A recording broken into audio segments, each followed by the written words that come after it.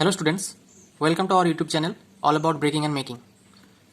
Today's class will be on the hybridization in organic molecules, which will be helpful for your resonance concept or mesomeric effect concepts, that how the orbitals are overlapped to each other.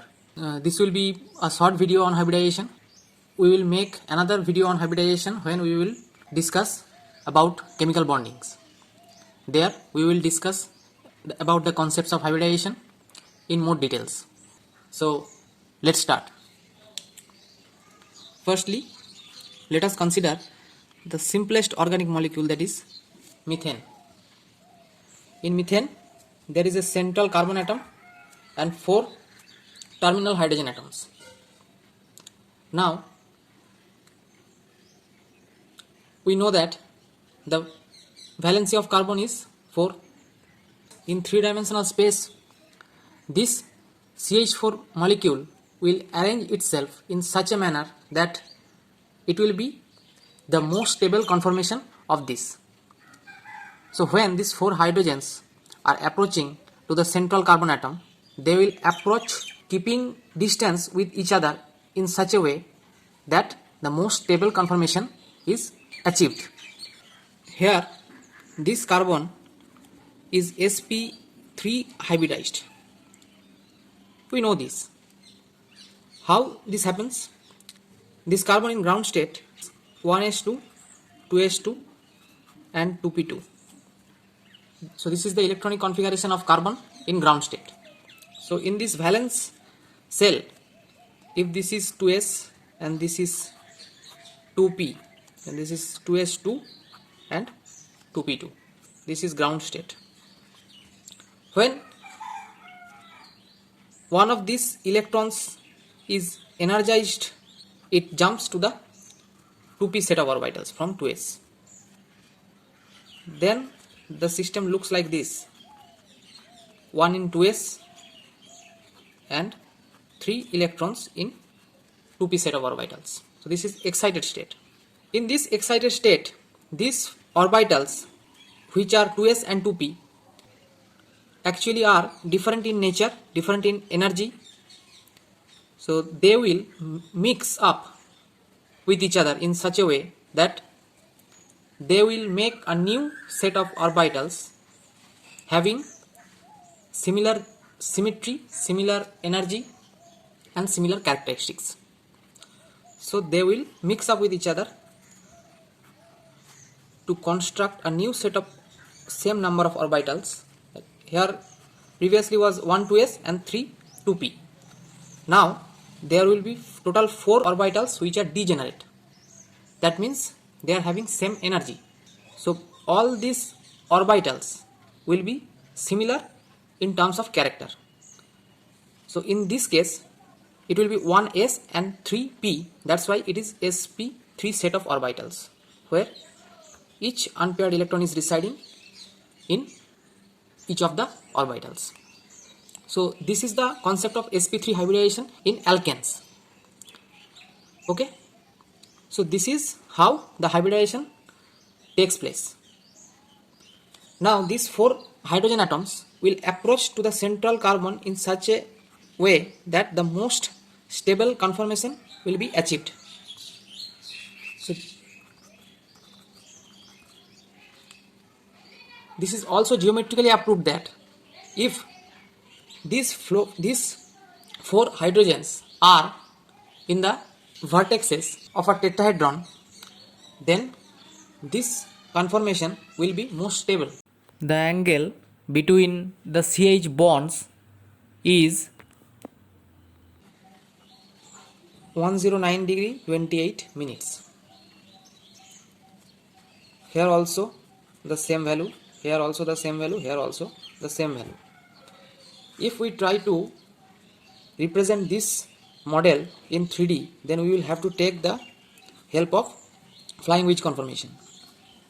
Now these 2 CH bonds are residing on the plane of the paper, but one of these 2 CH bonds is residing in the beta bond, which is above the plane of the paper, and another CH bond is residing below the plane of the paper, which is alpha bond. This is alpha bond and this is beta bond. So this is actually the proper representation of methane in 3 dimension, where each HCH angle is 109 degree 28 minutes. Okay, this is the case of alkanes. Now in case of alkenes, let us take the example of simplest alkene, that is ethylene or ethene, where we know that these carbon centers are sp2 hybridized. How this sp2 hybridization takes place? In carbon, we have seen that before. In excited state, the configuration looks like this.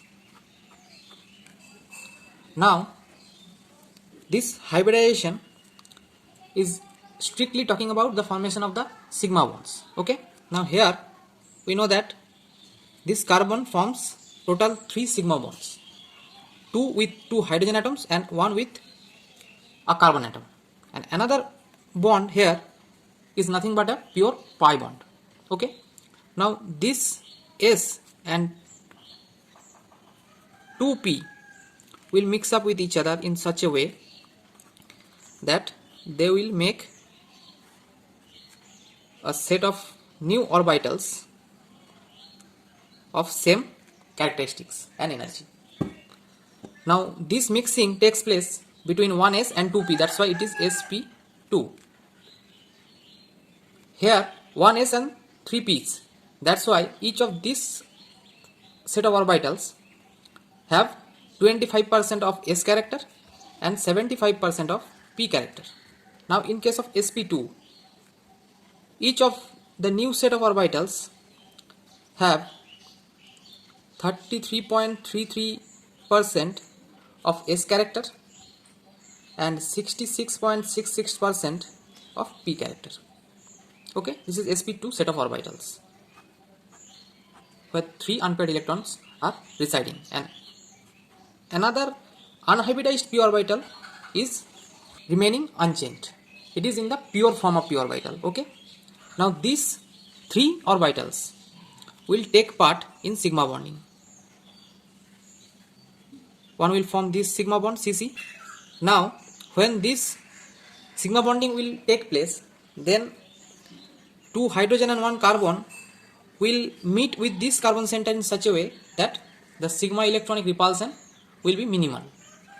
So it is also geometrically proved that on a same plane, if 3 bonds are residing in 120 degree with respect to each other, so there will be the minimum steric repulsion or minimum electronic repulsion. Thus this conformation will be energetically most stable. So here also, if we assume that these 3 bonds are residing on the plane of paper, then definitely this unhybridized p orbital will reside perpendicular to the plane of the paper. That means one lobe of this p orbital will be on the beta plane and another lobe of this p orbital will be on the alpha plane, which is actually looking like this.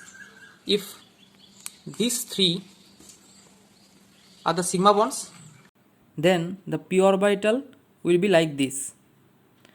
The half of the p orbital will be in the alpha position and the half of the p orbital will be on beta position, like this, perpendicular to the plane of the paper. Similar will be in the case of this carbon atom. So this is the sigma bonding skeleton, and here also the p orbital will remain as same as this carbon atom. Now if we look into that matter, that these 2 p orbitals are now parallel to each other, so the sideways overlap is possible between them. So these p orbitals are responsible for this pi bonding in ethylene. Okay, so this is the case of sp2 hybridization, where this bond angle is 120 degree. HCH bond angle is 120 degree. Okay. So this is in the case of alkene. Here we have to understand the sideways overlap. We know that in pi bonding, sideways overlap of p orbitals or d orbitals takes place. That's why here we consider the sideways overlap. And to overlap in sideways approach, these orbitals should be must residing in a same plane. Okay, about which I am talking now, that if Pz is the unhybridized orbital here, then in both these cases it should be the Pz, and here it should also be the Pz. If in case of this carbon this Pz is remained isolated, and in case of this carbon Py is being isolated, then this sideways overlap will never take place, and there will be no possibility of sp2 hybridization also. Now let us move to the alkyne. The simplest alkyne, that is acetylene, where both of these carbon centers are sp hybridized. Then we have seen that before. In excited state, the picture looks like this. This is 2s and this is 2p. This is excited state of carbon. Okay. Now there will be two sigma bond formation, one between this C and H and one between this carbon and this carbon. Now there will be mixing of 1s and 1p to construct a new set of orbitals having similar in terms of energy and characteristics. So here it will be sp, 1s and 1p. That means each of these orbitals have 50% of s character and 50% of p character, and two orbitals will remain in pure p form. In case of sp2, one p orbital was left, but here two p orbitals are left. Now when two sigma bonds are being formed in three-dimensional space, then it is geometrically very obvious that if they reside in 180 degree with respect to each other, then the conformation will be most stable. So this carbon will make bonding like this. One sp orbital and here one sp orbital head-on overlap, thus this CC sigma bond is formed. One sp orbital of this carbon and one s orbital of this hydrogen, here head-on overlap, thus one sigma bond is formed. Here also similar like this. Now two p orbitals are remained in pure p state. Now here also, if in this carbon px is involved in sp hybridization, so py and pz are remained unhybridized. So similar will be in the case of this carbon also. Otherwise the sp hybridization and formation of ethylene will be not feasible. Say this is the x-axis. Now this will be the z-axis, and above the plane will be the y-axis. Okay. So the pz orbital will be oriented like this. Here also pz orbital will be oriented like this. So here one unpaired electron, here one unpaired electron. So sideways overlapping is feasible, thus forming of one pi bond. One sigma bond is formed before here, and one pi bond is formed between two pz, having one unpaired electron in each. Now the py orbitals. Py orbitals are oriented like this. So these are py, parallel with respect to each other. Each have one unpaired electron. So as they are parallel, so sideways overlap is possible here. So this sideways overlap leads to the formation of another pi bond between carbon and carbon. This is actually the sideways overlap.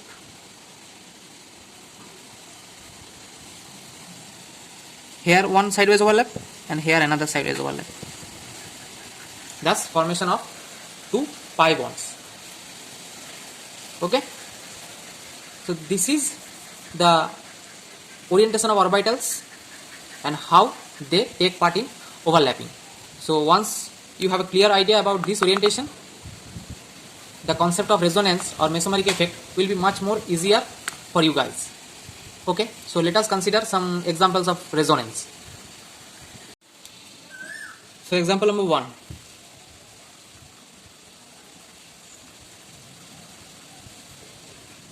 Which is an allylic carbocation. This is sp2, this is also sp2, and the carbocations are sp2 hybridized always. When we will discuss about carbocations in details in our upcoming classes, then you will come to know that the carbocations are generally sp2 hybridized. Okay, whereas in the carbon ions they are sp3 hybridized generally. Okay, so let us consider the bonding. If this carbon is considered here, similar like before in case of ethylene, this is the sigma bonding and unhybridized p orbital is remaining here. Okay, so this is the unhybridized p orbital.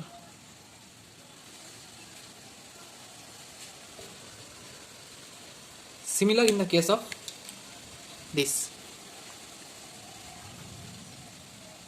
If this is hydrogen and here it has another carbon. Okay, so in this carbon another unhybridized p orbital will be here also, and if this is pz, this will be also pz, so that the overlapping between them is feasible. This is actually this part. Okay, now in case of this part, this carbon atom is also sp2 hybridized, we have previously said. So here also the orientation of orbitals will look like this, 120 degree angle. Okay, now there will be an unhybridized p orbital also. If this is the plane of the paper, the unhybridized p orbital will be like this. If this is the plane of the paper here, then the unhybridized pz orbital will be like this. Here also pz orbital will be like this. When we consider the canonical forms or the resonance in this allylic carbocation, what do we do? We do it like this.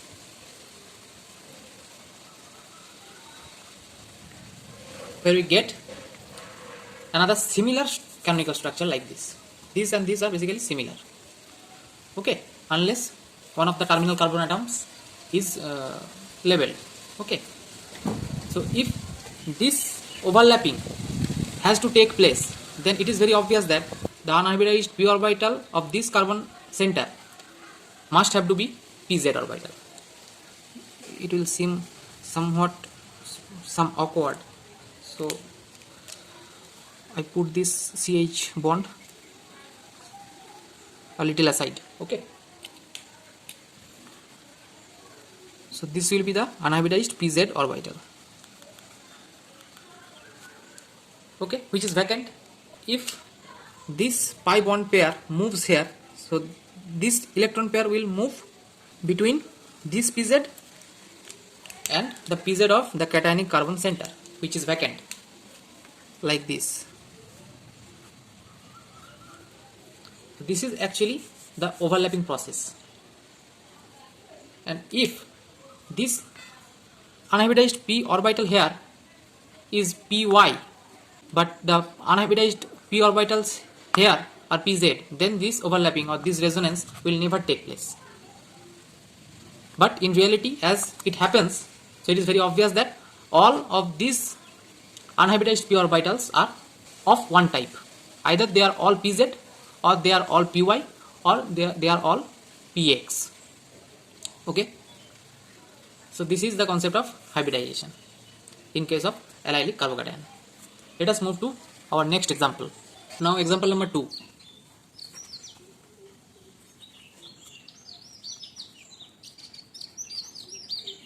Which is an acyl carbocation.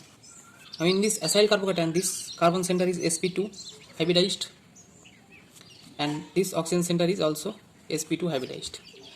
Now how resonance takes place here? It takes place like this.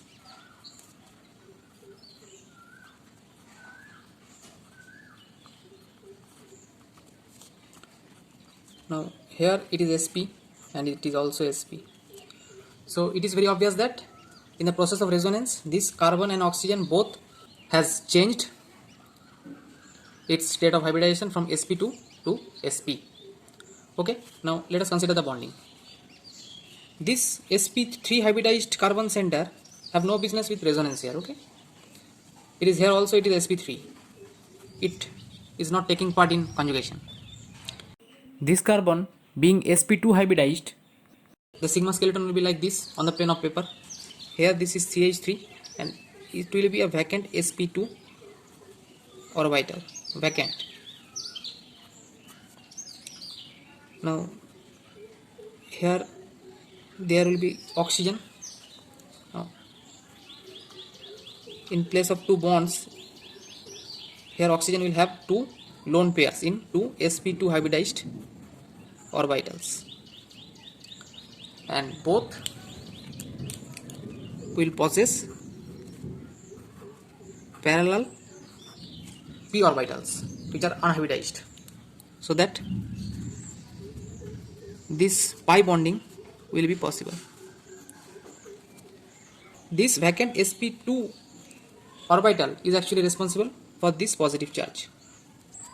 Okay, although it is energetically not stable, but here as these unhybridized p orbital have already taken part in conjugation, that's why the vacant sp2 orbital will contain this positive charge. Okay, now if this conjugation has to take place, then it is very clear that there will be pure p orbitals in both oxygen and carbon, which in this structure they don't have. But in the process of resonance, this oxygen will change its state of hybridization from sp2 to sp. Similar will be in the case of this carbon. Now in this structure, let's consider the bonding. So this is one sigma bond which is formed by one of this sp3 hybridized of this carbon center and sp hybrid orbital of this carbon center, which is head-on overlapping. Now here also similar sigma bond will be between C and O. This pi bonding was previously present between this carbon and oxygen, so it is also present here. A new set of p orbitals are now available as they have changed their state of hybridization, and here the lone pair will be residing on this sp hybrid orbital of oxygen.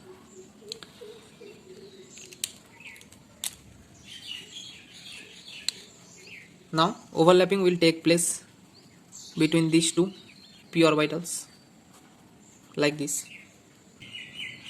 So this is the bonding in acyl carbocation when we consider the resonance or conjugation, which is example number 3.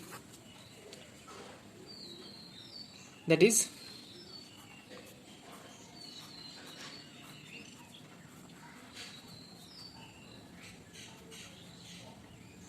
this benzyl carbocation. This is sp2 and all of these 6 carbons here all are sp2.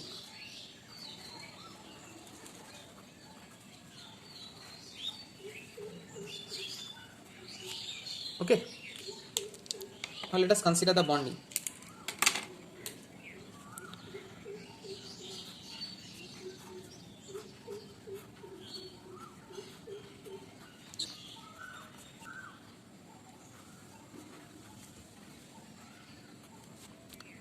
This is sigma skeleton of this system. So these are all on the plane of paper. Now there will be perpendicular p orbitals to this plane of paper which are associated with pi bonding. Okay,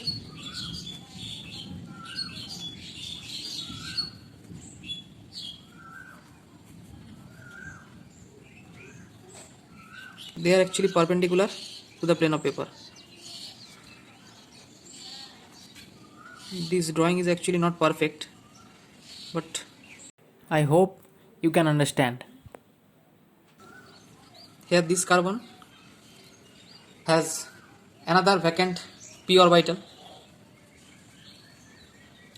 Now there will be conjugation between this p pi cloud and this p orbital, like this. This will be only possible if this all are py, then it will have to be also py, otherwise conjugation will be not possible. But as in reality the conjugation takes place, so it is very sure that if these all are py, then this vacant p orbital here on this cationic carbon center will be also py. So this is how the conjugation takes place. So let us consider the conjugation also.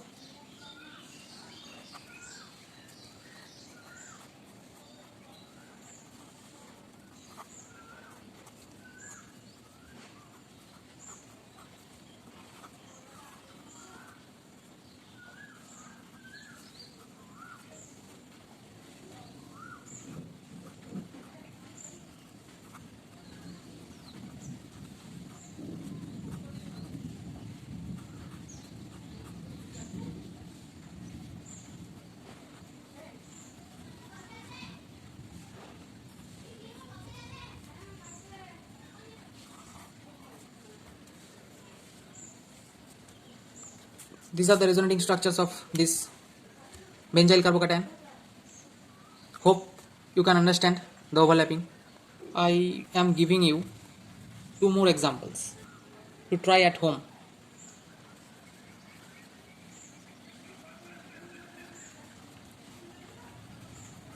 This is one and another is